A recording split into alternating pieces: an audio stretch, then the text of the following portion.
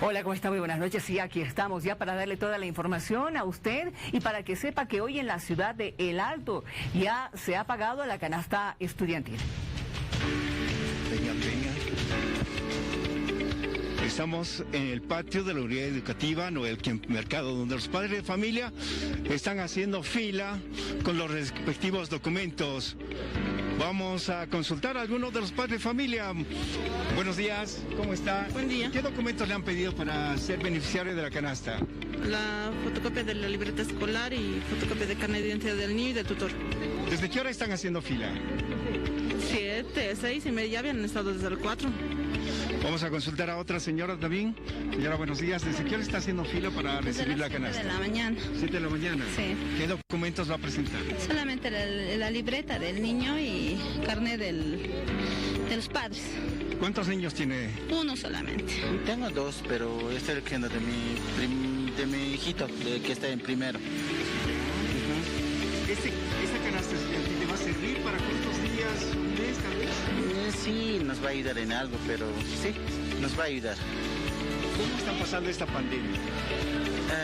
Ya estamos superando, pero poco a poco no es tan fácil, ¿no ve? Y a todos nos ha afectado, todos. Nos acercamos a uno de los puestos donde piden los documentos a los padres de familia. ¿Cuáles son los documentos que están solicitando? Buenos días, estamos solicitando las fotocopias de los papás, ya de los estudiantes también, y la última libreta del año pasado de los estudiantes para comprobar que sean ellos. ¿A cuántos estudiantes se va a entregar el día de hoy? Son cerca de 1000 canastones que se va a entregar. Donde la alcaldesa va a hacer entrega del canastón estudiantil a más de 300,000 estudiantes. ¿Nos podemos informar acerca de esta entrega, por favor? Claro que sí, estamos en uno de los 45 puntos de la ciudad del Alto con esta importante entrega, una entrega que era esperada. Saben ustedes de que los rezagos justamente y la presencia de la pandemia en nuestro municipio ha causado una preocupación y una debilidad también al interior de las familias salteñas. El 75% de la urbe alteña trabaja a cuenta propia, la pandemia nos ha parado, está costando reencaminar, pero este es un esfuerzo y una inversión del municipio del Alto, de la alcaldía, para que las familias de nuestros estudiantes, que son aproximadamente 300,000 en la ciudad del Alto, puedan ser beneficiados con este granito de arena. 7 productos que incluyen nuestra canasta estudiantil, que reitero, están siendo entregados desde el día de ayer. En su momento se ha dicho, pero hoy ya se está cumpliendo la respectiva entrega de la canasta estudiantil. Solamente decir, ¿no? Misión cumplida a nuestros compañeros estudiantes, ya están recibiendo su respectiva canasta, lo van a recibir hasta el mes de diciembre. De inmediato nos contactamos con don Hugo Salmón, presidente de la Asamblea Legislativa Cruceña. ¿Cómo está? Muy buenas noches, bienvenido a Hora 23. Muy buenas noches, el gusto es mío.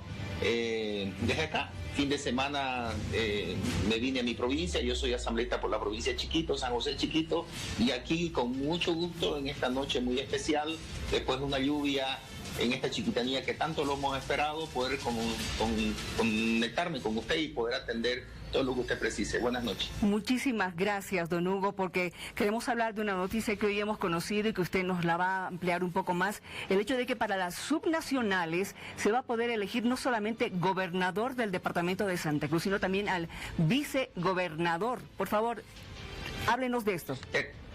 Bueno, era necesario poder reglamentar en base a lo que nos disponen los estatutos cruceños que fueron constitucionalizados en 2018.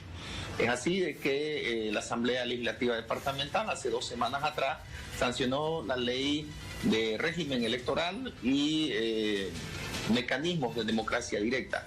Concretamente, para la decisión y el procedimiento a seguir para la elección de autoridades departamentales, hay que declarar que solamente son autoridades departamentales, entendiéndose como gobernador, vicegobernador y asambleísta. A los municipales no abarcan porque no es nuestra competencia. Muy bien. En esta elección, en el departamento de Santa Cruz, todos los partidos políticos, agrupaciones o alianzas tendrán que poner en la lista de sus candidatos para el departamento de Santa Cruz el candidato a gobernador y el candidato a vicegobernador. Al marcar por el gobernador, automáticamente también están eligiendo al vicegobernador, que en el ejercicio de sus funciones reemplazará ante la ausencia del gobernador para que no haya un vacío ahí o una debilidad o una necesidad de elegir como se lo hacía antes, por ejemplo, a un asambleísta. Y también esta ley reglamenta los curules para los asambleístas departamentales. En Santa Cruz de la Sierra se elegirán a 28 asambleístas, de los cuales un asambleísta representa a cada provincia. Somos 15 provincias en Santa Cruz y ahí habemos 15 asambleístas. Se tienen establecidos 5 pueblos indígenas: el pueblo chiquitano, el pueblo yoreo, el pueblo guaraní, el pueblo guarayo y el pueblo yuracaremujeño, que por usos y costumbres ellos elegirán a un asambleísta. Serían 5 más 15 provincias, son 20, y los otros 8 asambleístas se distribuyen por un criterio de población en función a la votación que pueda obtener cada agrupación o partido político. También se establece en nuestra ley departamental la segunda vuelta en caso que el candidato a gobernador no haya obtenido la mayoría con 10 puntos. Sí.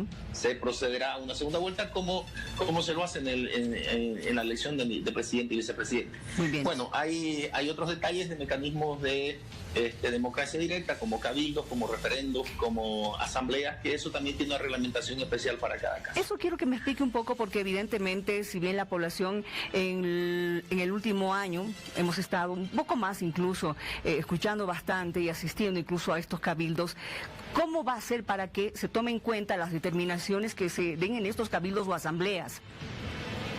En realidad, los cabildos que se han realizado en Santa Cruz son iniciativas ciudadanas convocadas por la institucionalidad cruceña, y que ha sido un procedimiento que ha permitido en toda la historia del departamento de Santa Cruz, y principalmente en los últimos 100 años o 50 años, tomar las decisiones que beneficien al desarrollo de Santa Cruz de la Sierra. Esos cabildos, reitero, son los convocados por la institucional, el Comité Cívico de Santa Cruz, que aglutina a toda la institucionalidad de Santa Cruz.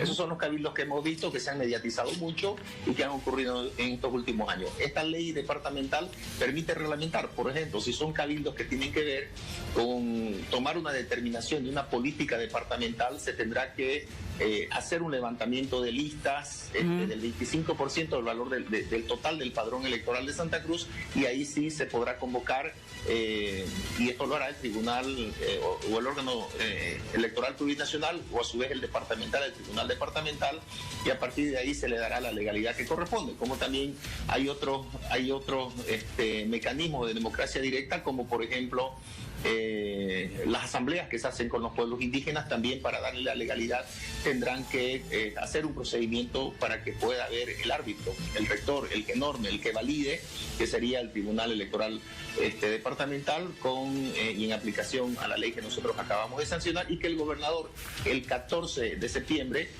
ya la promulgó. Hay muchos elementos de nuestra ley que ya están contemplados en la convocatoria para estas elecciones para autoridades departamentales y municipales. Y, por ejemplo, no solamente Santa Cruz, por ejemplo, que va a elegir a un vicegobernador, lo hará también Tarija y lo hará también Pando, porque en sus estatutos constitucionalizados también lo contemplaron. Esto es importante. Gracias, don Hugo, por habernos adelantado un detalle que es muy importante, esto para quienes tienen los estatutos autonómicos.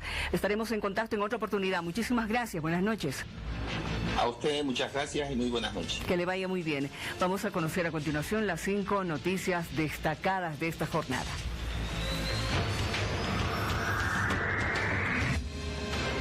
Vamos a iniciar un proceso penal por incumplimiento de deberes al exministro y viceministros que han atentado contra la educación de nuestros hijos.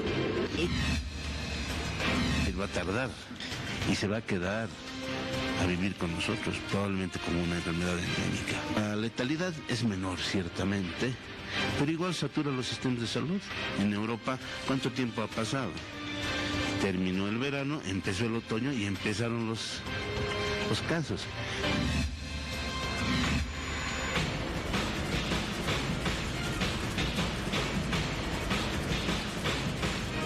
Y ella al intento se acerca, lo tapa todo con su cuerpo, nos hace que mire siempre el tinte, no, lila, deme lila, y me devuelve un lila, ese lila que está ahí me devuelve y me dice, no, o celeste lo pinto, con este sale y yo hago así. Ahí la marea. Ahí lo tapa, sí, ahí lo tapa.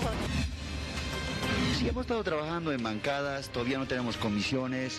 Ahora mismo tengo un homenaje camaral que no puedo hacer ingresar mientras no haya comisiones. Para el día lunes nos han citado a las 6 de la mañana para que definamos las comisiones correspondientes y podamos trabajar de forma dinámica. Vámonos a una pausa, ya se ha hablado acerca del bono del hambre, el aguinaldo. Veremos y escucharemos lo que dicen los empresarios en nuestro país. Ya volvemos. Y ya retornas. Serás bienvenido. Tenemos con nosotros esta noche al flamante viceministro de Defensa al Consumidor, don Jorge Silva, a quien hemos conocido como concejal en la Alcaldía Municipal de la Ciudad de La Paz. Bienvenido, buenas noches. Buenas noches, Miriam. Un saludo a todo el país a través de Bolivisión. A ver, ¿cómo se siente en este nuevo cargo? ¿Cuál ha sido su pensamiento cuando le han dicho a usted va a ser viceministro? Un desafío, ¿no? Yo creo que los bolivianos estamos acostumbrados y creo que hemos nacido para los desafíos, para los retos, y a lo largo de la historia del país nos hemos destacado y nos hemos caracterizado los bolivianos justamente por los retos, por los desafíos, por los cambios, por las transformaciones, y creo que es parte de nuestra vida, ¿no? Nos gusta los bolivianos, no somos monótonos, qué bueno, no somos conformistas. Qué bueno que tenga ese entusiasmo, porque la primera tarea que le ha dado el ministro Iván Lima es realmente un tanto complicada, arreglar lo que están haciendo en derechos reales. Sí, al margen, Miriam, de defender los derechos del consumidor, que están relacionados con los productos de consumo diario. Al final todos somos consumidores y usuarios. Está el desafío y el reto de transformar aquellas entidades públicas que prestan un servicio a la población, como es el caso de Derechos Reales, una institución que lamentablemente a lo largo de los últimos años y décadas, podríamos decir, no ha logrado modernizar el sistema de atención al usuario y más al contrario ha generado una serie de críticas, de cuestionamientos, y hoy en día la población en su conjunto siente una pesadilla cuando le toca hacer un trámite ante una institución pública, ¿no? Por lo tanto, vamos a empezar proponiendo la modernización de Derechos Reales para que sea una institución eficiente, oportuna, transparente y que esté al servicio de la población. Derechos Reales debería ser como existe Derechos Reales en todas partes del mundo, pero que le dé oportunidad al ciudadano y seguridad jurídica a tiempo de realizar un trámite.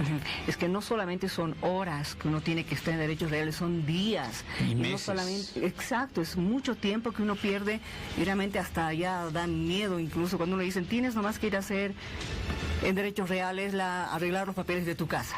Sí, a veces uno prefiere contratar un abogado, un tramitador, porque es una pesadilla, y hay gente que no tiene los recursos económicos, entiendes que tiene que sufrir este calvario de hacer un trámite en una institución pública que debería a esta altura del siglo XXI y hacer una institución acorde a los cambios tecnológicos que existen en otros países. Pero no solamente es alta burocracia, Miriam, que genera rechazo y molestia en la población, sino que también se han dado varios hechos. Yo como concejal he conocido de cerca folios reales, ¿no? Con una partida que está en Caranavi, por decirte, y con un bien inmueble en Achocalla o en cualquier parte del municipio de La Paz.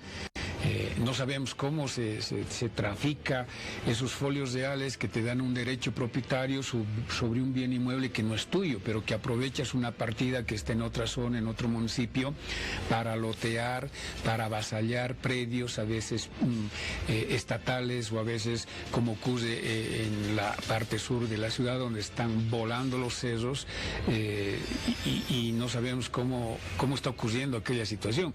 ¿Quién otorga ese folio real? Ese derecho propietario es Derechos Reales. ¿Cómo lo hace? ¿Bajo qué procedimiento? ¿Bajo qué cumplimiento de requisitos? No lo sabemos, ¿no? Y las alcaldías, siento, Miriam, que tienen un límite. No puedes llegar más allá de lo permitido por ley. Entonces, lo que vamos a hacer es un diagnóstico y en eso vamos a trabajar con los gobiernos municipales a través de la FAM, de la AMB o en forma individual, para ver el tema del catastro, ¿no? Para ver estos temas normativos, procedimentales, que les impide poder avanzar más allá de lo permitido actualmente. Entonces, tenemos que proponer un decreto supremo que apruebe un reglamento o una nueva ley que mejore el sistema de atención de derechos reales e elimine la burocracia, pero también estos espacios de corrupción, de irregularidades, por supuesto que lo vamos a hacer, ¿no? Entonces, tú lo has dicho, es un desafío, un reto medio complicado, pero no imposible, porque yo creo que es en beneficio y al servicio de la población. Ahora, otra situación es, viendo justamente lo de derechos reales, hablando acerca de municipios, ¿no? Si uno tiene que hacer un trámite, vive en La Paz, pero tiene algo en Mecapaca, tiene que ir hasta Mecapaca, hacer todos los trámites, ¿aquello tal vez se pueda solucionar centralizando? ¿O es necesario nomás tener que seguir moviéndose? Deberíamos tener un sistema único, ¿no? Eso. Que te identifique cuando tú estás registrando en Palca un predio que esté en el municipio de La Paz, que salga inmediatamente y que no puedas inscribirlo. Pero de pronto hay gente que tiene su folio real, te reitero, en diferentes lugares aprobados. Tienes tu registro catastral que te entrega también un municipio, tienes un plano, una planimetría. Es un desorden. Entonces hay gente que sufre esta inseguridad jurídica que no es culpa de él, es culpa de la administración pública que le está brindando un servicio. O a veces no ocurre esto, pero tienes un problema porque falló alguien, una letra, un número, y tienes que hacer todo un proceso administrativo que te dura semanas y meses, y es un calvario. Entonces se vulnera el principio de oportunidad. No hay gente que quiere hacer un levantamiento de gravamen hipotecario, por ejemplo, porque quiere vender la casa y vas a derechos reales y te dice dentro de 20 días y pierdes la oportunidad de venderla.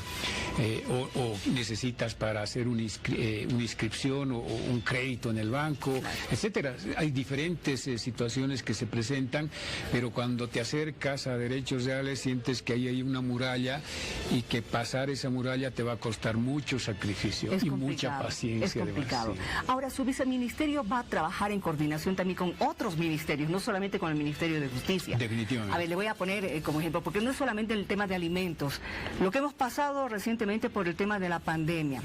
Medicamentos extremadamente caros para la población, inaccesibles para mucha gente. El tema de las vitaminas, el tema de la atención en los hospitales, en las cajas. También el tema de los alimentos, evidentemente, esta internación de productos de contrabando, que son además alimentos que se sabe que son transgénicos. Es decir, usted tiene un montón de tarea para realizar y poder resolver durante estos 5 años. Sí, que definitivamente no lo vamos a confundir como un intendente o una intendencia municipal a nivel nacional, porque los gobiernos municipales tienen sus competencias, tienen sus atribuciones, pero sin embargo eso no significa que no vamos a coordinar acciones conjuntas con los gobiernos municipales, con otras entidades como es la Policía Boliviana, que tendrá que reforzar ciertos operativos que se realicen, con el CEDES, con el Ministerio de Salud, a tiempo de ver el tema de la garantización de aprovisionamiento de medicamentos ante una futura eventual rebrote de la pandemia. Es decir, tenemos que aquí hacer un bloque, un solo equipo entre las diferentes instituciones públicas que tienen que ver con este tema, e invitar a aquellos sectores privados que también son proveedores de estos servicios y que lamentablemente en algunos casos se han aprovechado, como quien dice, han aprovechado el pánico y se han enriquecido. Aspirinas que normalmente costaba 1 boliviano, 50 centavos, en la pandemia han vendido a 10, 15 bolivianos, 25 bolivianos, y en algunos casos ni siquiera podías encontrar. Cuando por otros conductos había gente que aparecía y te decía: yo te consigo la receta, pero te va a costar 200, 300, 400 bolivianos, cuando eso te podía costar 100 bolivianos en la farmacia. Entonces, sí tenemos que concientizar a los proveedores también para garantizar el derecho del usuario, del consumidor. Eso es verdad. Ahora, cuando a usted le avisaron que iba a ser viceministro justamente de esta cartera, ¿qué es lo primero que se le venía a la mente? ¿Qué hubiera querido hacer como primer trabajo? Romper las barreras. ¿Cómo que, por ejemplo? ¿En qué? Normativas que no nos permiten avanzar más allá, que no nos permiten brindar un servicio de mayor calidad a la gente, porque todos los servidores públicos ganamos un sueldo por el impuesto de los usuarios, de los consumidores.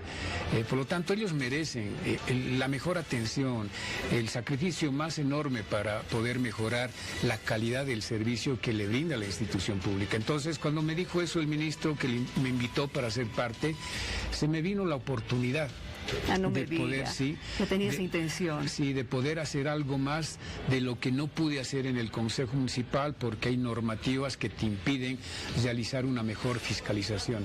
Yo creo que desde este ámbito nacional, donde puedes diseñar una política nacional para que implementen los gobiernos municipales y las otras instituciones descentralizadas, es para mí una oportunidad y al mismo tiempo un reto, ¿no?, de poder hacer algo por la gente, porque yo soy consumidor, soy usuario, tú también, los que nos están viendo, pero lamentablemente no hay quien proteja al consumidor y al usuario en nuestro país. Bueno, le deseamos éxito. Gracias, Miriam. Gracias por haber venido, por habernos contado esto. Y aprovecho simplemente para pedirles que los medios de comunicación tienen que acompañarnos, porque es pilar fundamental para hacer este tipo de transformaciones y acercar más la institución pública al servicio de la población. Esto no lo vamos a lograr si no tenemos el acompañamiento de los medios de comunicación, y por eso te agradezco la entrevista. Más bien a usted, y estamos siempre a disposición de ustedes para cuando necesiten avisarle algo a la población, y también para que la población pueda, a través de nosotros, decirles a ustedes si algo está mal, para que se lo pueda corregir, ¿no? Vamos a crear las bolsas ciudadanas, donde los ciudadanos puedan emitir su queja, su denuncia, su preocupación, sus sugerencias, sus ideas que tengan, para que realmente podamos mejorar cada día la calidad de servicio. ¿Y alguna aplicación? Vamos a ver, todavía estamos en evaluación, sí. Vamos a evaluar y lo vamos a hacer conocer públicamente. Gracias por venir, viceministro. Gracias, Miriam. Que le vaya muy bien. A ver, algunos datos como que el desempleo está en un 12%, que ha aumentado la pobreza y las desigualdades en nuestro país. Vamos a ver qué dicen los empresarios, y concretamente don Javier Bellot, presidente de la Cámara de Empresarios Privados en Cochabamba. Qué gusto verlo. Muy buenas noches. Buenas noches, Miriam. A ver, la primera pregunta, ¿qué le parece el gabinete ministerial y concretamente en el área de economía? Bueno, por lo menos en el área económica se ve de que son actores técnicos y eso configura la posibilidad de que se va a poder ver desde una perspectiva más objetiva cualquier decisión o posición que se vaya a abordar en procura de buscar solución. Hay algo que usted ha destacado en el transcurso de la semana, de que están pidiendo que sean objetivos, ¿no es cierto? Técnicos, pero también objetivos con relación a la realidad económica que tenemos. Además de la objetividad, es que exista la predisposición para generar consensos, porque ya definitivamente el país ya no está en situación en los que se tomen decisiones unilaterales en desmedro de otros. El país está en una etapa de reconstrucción de su economía, como lo decía el presidente, pero una reconstrucción no supone de que solamente tomen decisiones unos en desmedro de otros o a la viceversa.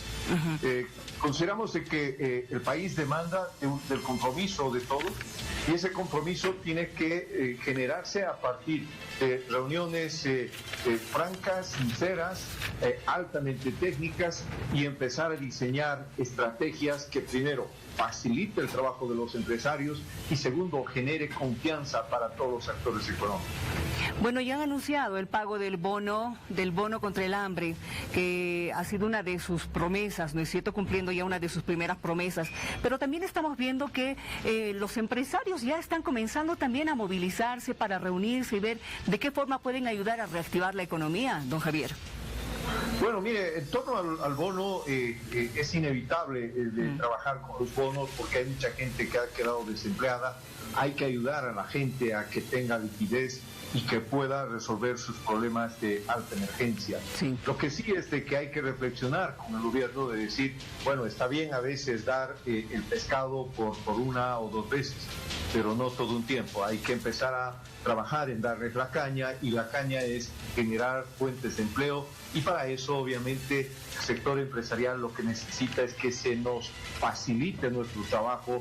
Se tiene que resolver temas de orden impositivo y temas de orden laboral para que se pueda generar un estímulo a la generación de empleo. Ahora, en este último tiempo lo que necesitamos nosotros es lograr acuerdos, y esos acuerdos pasan necesariamente por reuniones. Hemos hecho varias cartas a distintos ministros, estamos atentos a su respuesta. Muy bien. En el tema impositivo, el tema ¿qué tendría que ver en esta parte, la parte laboral? ¿Qué necesitan ustedes para mejorar esta parte, para poder dar mayor cantidad de empleos y también calidad de empleos? Bueno, mire, en el tema impositivo, primero que se tiene que universalizar el tributo. Sí. Tenemos que partir de ese principio. Segundo, para esa universalización se necesita de que sea más simple el sistema de cobro de impuestos. Porque, ¿sabes, Miriam? Es increíble cómo se tiene que acumular documentación durante 5, 6, 7, 10 años. Y tienes que cuidar esa documentación y te llenas de papeles y documentos, y al final terminas siempre siendo sujeto de estar al pendiente de qué va a suceder con todo esto. Eso se tiene que terminar, se tiene que aliviar al contribuyente, y aliviar al contribuyente tiene que ser tan sencillo hacer el pago y el cálculo del impuesto, en el que no necesites de tener toda esa carga, y al margen de todo eso, el proceso de universalización. El otro día hablábamos con algunos microempresarios y decía, es que realmente pagar impuestos es un viacrucis, porque tienes que tener tu contador, que tienes que tener todas las cosas, no cumples con algo y te aplican multas, y la verdad es de que pareciera de que al contribuyente, en vez de ayudarlo, lo castiga. Ahora, en el tema laboral hay una cosa que es real. Los tiempos están demandando de que haya una relación directa entre la productividad y el pago justo del servicio, porque hasta hoy los costos fijos son excesivamente altos para poder soportar una probable crisis que pueda existir en una segunda ola. En el tema bancario, por ejemplo, porque también se había hablado de esto, del diferimiento de los créditos, el gobierno parece que va a analizar nuevamente este tema, ¿no es cierto? Porque ustedes han estado como empresarios, como parte importante de las empresas en nuestro país, un poquito complicados con el tema de los créditos durante este año, al igual que las personas. ¿Pero a ustedes les convendría un diferimiento bancario una vez más? Claro, más que un diferimiento, lo que hay que hacer es facilitar la posibilidad de una reprogramación, y esa reprogramación venga con un respaldo del Estado para que la relación entre el deudor y la banca sea una relación positiva. Tenemos que cuidar a la banca y tenemos que cuidar al aparato productivo. Y para que eso acontezca es que nos parece muy importante el fondo de garantías, para que, por ejemplo, en este momento todavía hay muchas empresas industriales, de servicios y constructoras que tienen cuentas por cobrar a distintos municipios, a distintas gobernaciones y a varias reparticiones del Estado que no han pagado durante un año. Entonces, ¿qué es lo que hay que hacer? Es de que, por ejemplo, sus planillas puedan ser sujetas de negociación con la banca como garantías no convencionales, y que contra su planilla se pueda otorgar un préstamo. Y más que préstamo, que esté garantizado por el Estado, porque es el Estado el deudor. En este momento lo que se necesita es recuperar la cadena de pagos, y para eso es que el Estado tiene que hacer un esfuerzo para que se pueda recuperar los pagos hacia todos los sectores que están involucrados a servicios de construcción, servicios médicos y la industria. Ahora, una cosa es cubrir la demanda interna, otra la demanda externa. Vamos a hablar no tanto de exportaciones, pero sí de importaciones, porque el gobierno lo había dicho, ¿no? Tal vez sustituir algunos productos de la importación y también proteger lo que es nuestro, ¿no es cierto? Hablar de este neoproteccionismo del que están también hablando muchos otros países. ¿Qué productos deberíamos dejar de importar por este tiempo? A ver, por ejemplo, hemos hecho un análisis en este último tiempo. Sí. La importación de vehículos se ha disparado en un más de 200% a partir del 2017. Y eso también nos ha llevado a un incremento de los hidrocarburos. Y en materia de hidrocarburos deberíamos haber desarrollado toda una estrategia para poder empezar a producir hidrocarburos en este último periodo, desde el rol de lo que es IPPB hasta buscar alternativas como, por ejemplo, la energía eléctrica. Otro de los elementos, hay muchos insumos en el país que consumen muchas empresas que deberíamos nosotros de facilitar a nuestros empresarios que empiecen a producir los insumos que podrían ser producidos en el país. Y en eso te debo decir, hay muchos minerales no metálicos que se están importando como insumo de otros países cuando podríamos producirlos aquí. Entonces, ahora, hablando del bono, por ejemplo, si vas a pagar un bono, lo que deberíamos de hacer es recomendar que ese bono vaya a consumir la producción nacional. Claro. Porque déjame decirte algo muy importante, Miriam.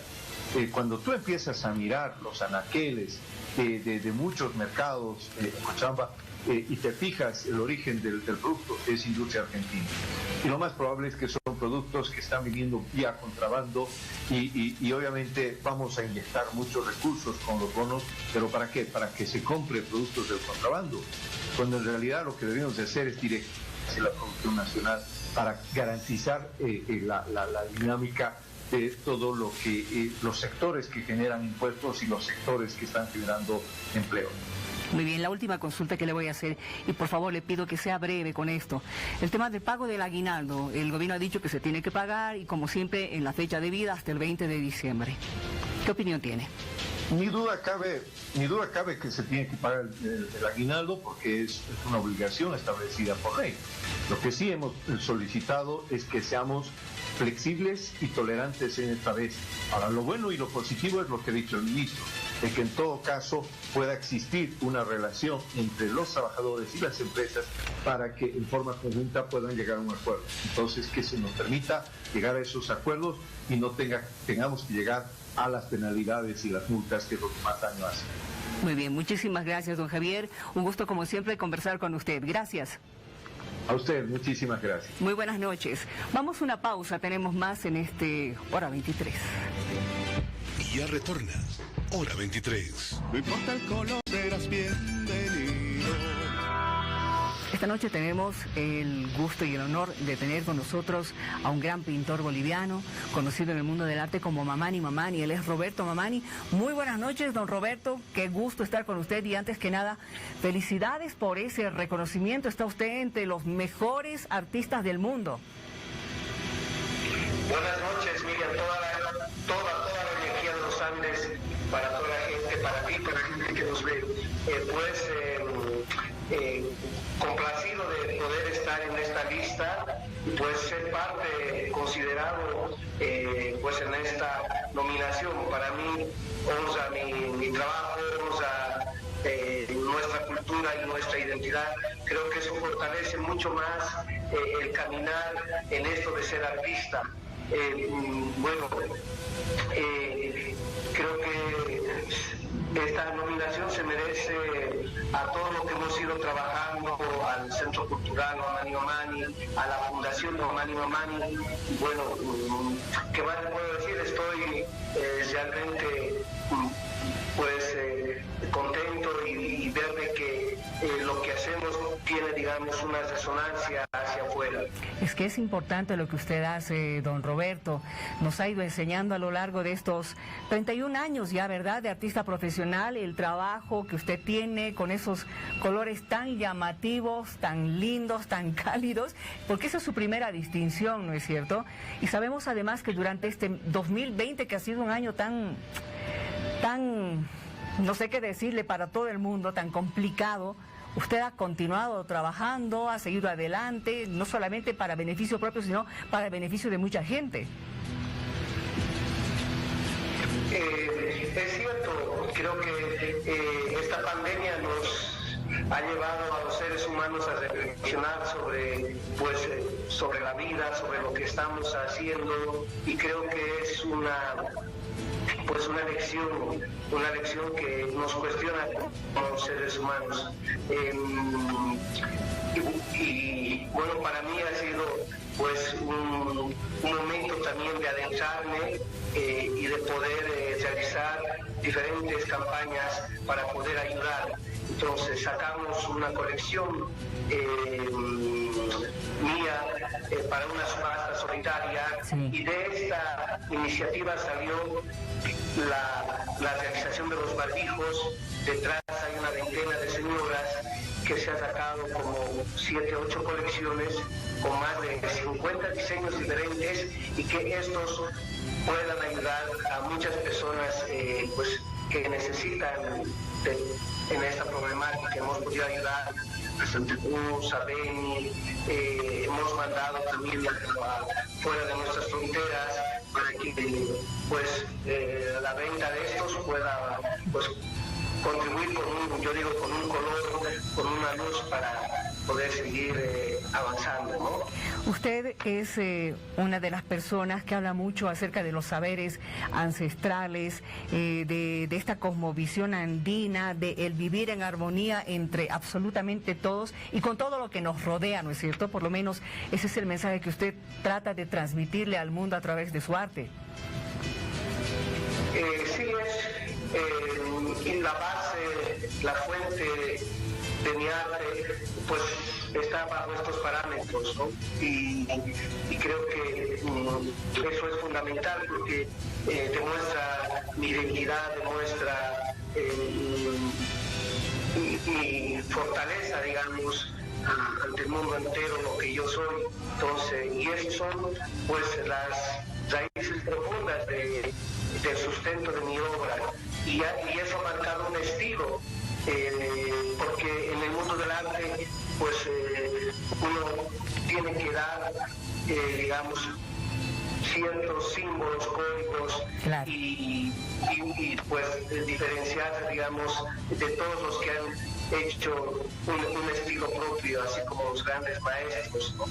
¿Está produciendo ahora algo nuevo? Bueno, lo último que he estado trabajando ha sido el estadio. Lo del estadio. Como ahora estos centros de deportes están completamente desiertos, es el único estadio en el Hernando Siles.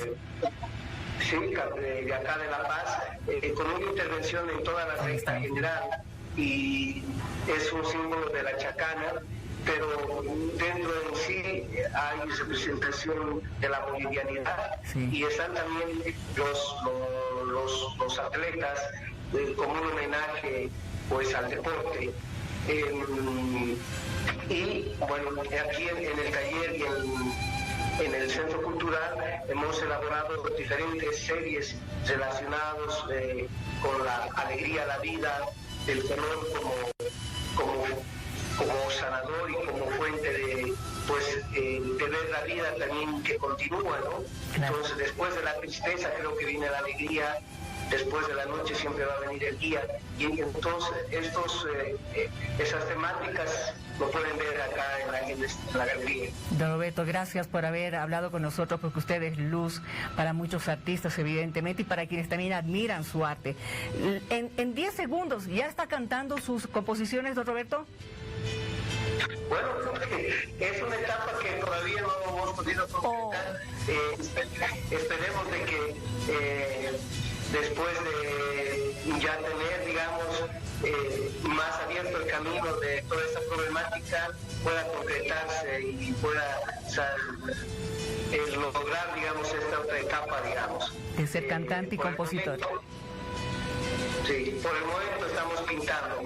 Gracias por la entrevista. A usted. Gracias por dar un color a la vida, y creo que eso es importante. No olvidarse de nadie, que es reciprocidad, de la empatía, de lo que tenemos que seguir trabajando entre todos y poder salir de todo eso. Eso es importante. Un abrazo grande. Hasta una próxima, don Roberto. Buenas noches. Que le vaya bien. Mamá y mamá con nosotros esta noche en Hora 23. Pausa. Porque tengas, serás bienvenido.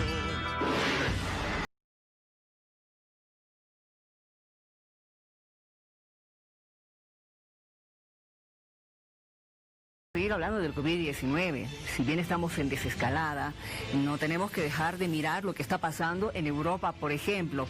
Si bien en el Asia ya han salido del problema y de la emergencia y de la amenaza de este COVID-19, pues nosotros tenemos que estar también pendientes y no bajar la guardia. Estamos esta noche con el doctor José Luis Ceballos, médico general y además parte del comité científico. Doctor, ¿cómo está? Muy buenas noches. Gracias por estar con nosotros.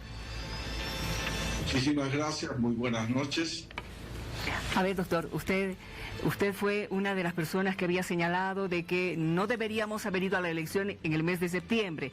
Bueno, hemos ido en el mes de octubre, no estamos todavía con casos elevados, estamos todavía descendiendo. ¿Cómo está viendo el panorama en el país? El panorama en el país, vamos a decir, de que está, como anuncia la Dirección Nacional de Epidemiología, en desescalada. Es decir, los indicadores son bajos, hay tendencia a la baja. Para el día de ayer hubo 103 casos únicamente, con un total de 142.664 casos, de los cuales con una tasa de recuperación del 80%, 8.800 difuntos, que mantienen una tasa de letalidad todavía elevada en comparación a los otros países, que es 6.2. Pero estos indicadores de casos nuevos que van descendiendo no pueden ser de ninguna manera fuente de absoluta confiabilidad, en el sentido en que la opinión pública puede decir ya estamos totalmente de bajada, la pandemia está controlada, podemos volver a nuestra vida normal. No es tan cierto y es absolutamente preocupante, y yo lo he podido observar personalmente. Por ejemplo, yo pasé por razones familiares Todos Santos en la ciudad de Oruro, que parecía una feria totalmente abierta, donde se pudo identificar de que más o menos únicamente el 30% de la población usaba adecuadamente la máscara facial. En días pasados estuve por Villa Fátima y observé igual en el mercado de Villa Fátima lo propio. O sea que hay un relajamiento de la población en no observar apropiadamente las medidas de seguridad. Hay que reiterar y hay que enfatizar con el público que las cifras de nuevos casos que cotidianamente informa el Ministerio de Salud son casos comprobados de diagnóstico por laboratorio, por el sistema PCR. Pero la población últimamente, ante la enorme oferta de las denominadas pruebas rápidas, que no son absolutamente confiables, o sea, tienen bastante error en términos porcentuales de falsos positivos, han acudido a las pruebas rápidas y también para su tratamiento están acudiendo a los kits COVID, que también abundan en el mercado de todo precio. Por lo tanto, esos casos que podrían resultar eventualmente positivos por pruebas rápidas no son contabilizadas oficialmente. Entonces, eso hace suponer de que si bien este es un indicador, reitero, una proyección estadística, no necesariamente tiene que indicar que es la totalidad de los casos, porque estamos absolutamente conscientes que hay un importante subregistro por las razones que estoy mencionando. Y en ese subregistro, doctor, también hay personas asintomáticas, ¿no es cierto? Pero claro, mire, se acepta y es universalmente aceptado que del total de las personas infectadas por el virus SARS-CoV-2, que es el virus causante de la pandemia denominada COVID-19, el 80% de la población no sufre ningún síntoma, son asintomáticos o muy levemente sintomáticos. El 20% del 20%, 15% son asintomáticos y solamente 5% son casos severos que requieren hospitalización en terapia intensiva. Por lo tanto, no es confiable de ninguna manera decir de que en el caso de Bolivia la pandemia está controlada. Puede ser una pausa muy engañosa. El virus es oportunista, busca, como todo agente biológico, oportunidades para multiplicarse y para sobrevivir. Hay importante aspecto que tomar en cuenta, y es el hecho que la respuesta inmunitaria de todas las personas infectadas por el virus tienen dos etapas. Una etapa denominada inmunidad celular, que es provocada por los linfocitos T. Esos linfocitos prácticamente matan a las células que están multiplicando el coronavirus, virus causante, el SARS-CoV-2 causante de la pandemia. Y hay otra inmunidad que se denomina inmunidad humoral, causada por otro tipo de linfocitos denominados B, que producen los anticuerpos denominados IgA, IgM e IgG. Ahora, estos anticuerpos protectores prácticamente no tienen una duración, por lo menos es el valor que mantiene la comunidad científica, de no más allá de 3 a 4 meses. Por lo tanto, al no haber hasta la fecha una vacuna comprobada en el mercado de eficacia y seguridad, al no haber un tratamiento para los casos moderados y severos comprobados, quiere decir que las personas están nuevamente susceptibles a enfermar. Claro, porque hemos tenido, a ver, en el mes de junio, la época más dura, ¿no?, que hemos pasado con el COVID. Entonces, tomando en cuenta julio, a la fecha son 4 meses.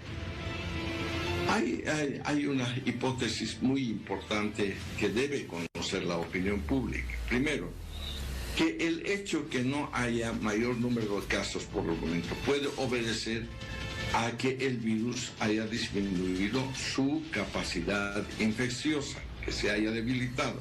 O puede ser que una gran mayoría de la población ya haya sido infectada y tenga anticuerpos. La única manera de probar es por muestreos de grandes masas de población para detectar anticuerpos. Pero el hecho de que está ocurriendo en Europa, en Estados Unidos, de que ya han tenido la primera ola, ahora están apareciendo una segunda ola más agresiva en términos de manifestaciones clínicas patológicas, quiere decir, como hipótesis válida que se comenta en la opinión científica, que de repente el virus ha mutado y se vuelve más agresivo. Y segundo, como la inmunidad humoral no dura más a 3 a 4 meses, quiere decir que la población está nuevamente expuesta a ser infectada por virus. Entonces, la importancia, al no haber una vacuna y no existir un tratamiento efectivo, la importancia de la protección personal. El hecho de usar una máscara facial, un barbijo apropiado, tiene los siguientes beneficios. Primero, que en el organismo el virus no dura más de un mes. Se ha hecho investigaciones que pueden entrar en casos aislados hasta 3 meses, pero promedio un mes. Ese virus no vive en el organismo indefinidamente en capacidad infecciosa. Por lo tanto, cuando hay una respuesta celular que mata las células infectadas con los linfocitos T, o una respuesta de inmunidad humoral con los anticuerpos IgG, que anulan la capacidad potencial de hacer daño al virus, entonces el virus no tiene mayor capacidad de infectar a otra persona. Entonces, el uso de máscara facial protege a la persona que está enferma de poder contagiar a otras personas. Y entonces, si se observara apropiadamente esta medida por la población, reduciría la capacidad de que se contagie. Por otro lado, no es simplemente decir el lavado de manos con agua y jabón o usar gel, hay que explicar por qué.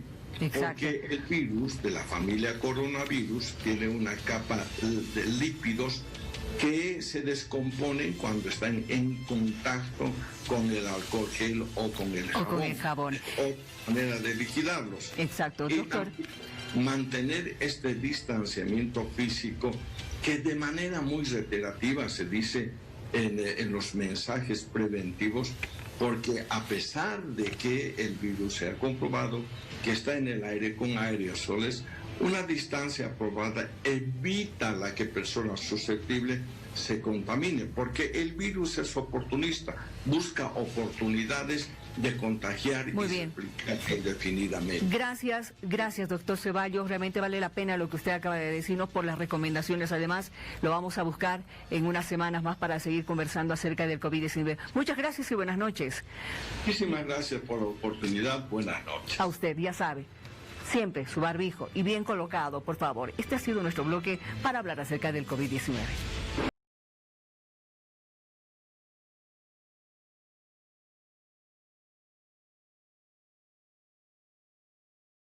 El contacto en directo.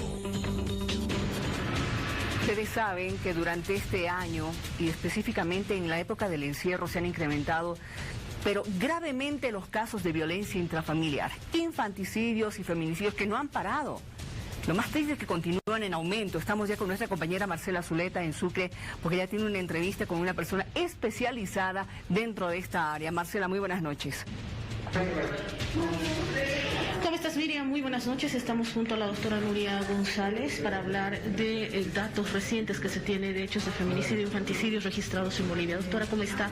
¿Preocupa? ¿Los datos se van incrementando? Sí, buenas noches. Tenemos que indicar a la ciudadanía que en los feminicidios se han registrado 102 casos a nivel nacional, con el número más elevado en el departamento de La Paz, con 40 casos que se hubieran tenido en este sentido. En los hechos de infanticidio también tenemos 48 casos registrados y nuevamente La Paz es el departamento con mayor incidencia.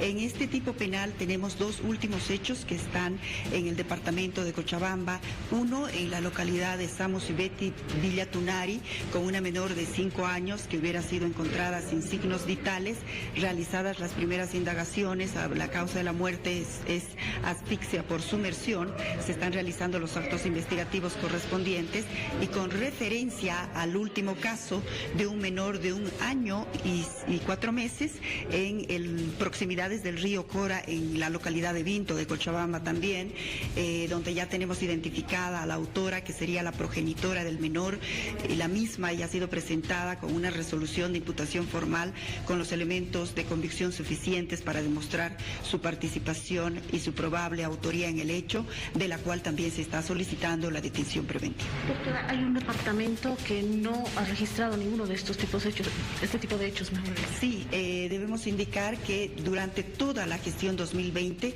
los departamentos de Tarija y Pando no tienen ni un solo caso de infanticidio. Doctora, recordemos un poco, ¿cuántos son hasta el momento los datos que se registran? 48 casos de infanticidio a nivel nacional y en los temas de feminicidio son 102 muertes de mujeres violentas que se han registrado en todo el país. Ahora, doctora, de estos hechos, ¿cuántos se han resuelto, se han tenido sentencia? El 26% de los casos de feminicidio ya han merecido una conclusión con sentencias condenatorias ejecutoriadas y tenemos 8 casos que se han cerrado por extinción de la causa en virtud a que el autor del hecho habría autoeliminado después de haber cometido el infanticidio, el feminicidio. Es bajo el índice, ¿no?, de condenas que se han... Sí, lo que hay que considerar es que los plazos de investigación establecidos por la norma, tenemos una etapa preliminar de unos 20 días y posteriormente tenemos una fase de investigación en etapa preparatoria que son 6 meses. Y dentro de estos casos nosotros estamos con un 52% que se encuentran con autor identificado, guardando detención preventiva, que expectamos se presenten las acusaciones y en los plazos que la ley establece para la sustanciación de la audiencia del juicio oral, el Ministerio Público va a agotar todos los esfuerzos para lograr una sentencia condenatoria ejecutoriada. Muchas gracias. Ahí está pues Miriam, preocupante, más de 100 casos de mujeres que han sido víctimas de agresiones o de feminicidios y más de 50 casos de infanticidios. 2 departamentos solamente no han registrado este tipo de hechos. Hablamos de Pando y Tarija. Gracias Marcela, qué preocupante realmente esta información. Queríamos contarle lo que pasa con el tema de violencia hacia la mujer, hacia los niños y La Paz como el departamento donde más casos de feminicidios e infanticidios se cometen. Agua para que usted esté tranquilo, se pueda hidratar bien, no olvide cuidarse, las medidas de bioseguridad y pase un buen fin de semana. Buenas noches.